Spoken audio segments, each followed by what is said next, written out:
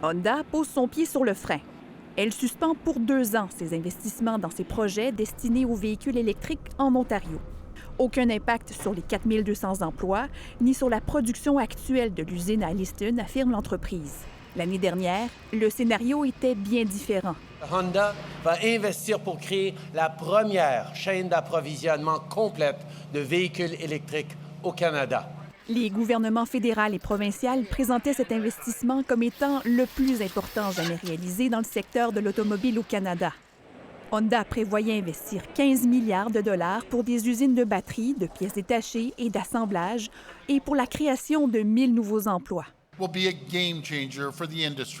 Aujourd'hui, Doug Ford modère son discours.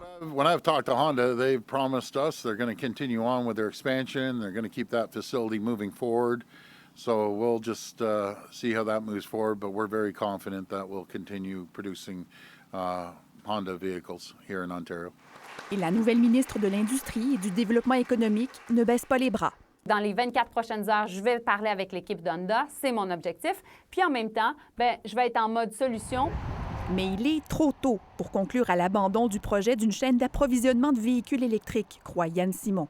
Je pense que pour investir autant d'argent, de le faire dans un environnement futur où les paramètres de la relation canado-américaine seront fixés, déjà, ça risque d'aider la rentabilité du projet. L'incertitude des tarifs douaniers pèse aussi de plus en plus lourd sur l'industrie automobile.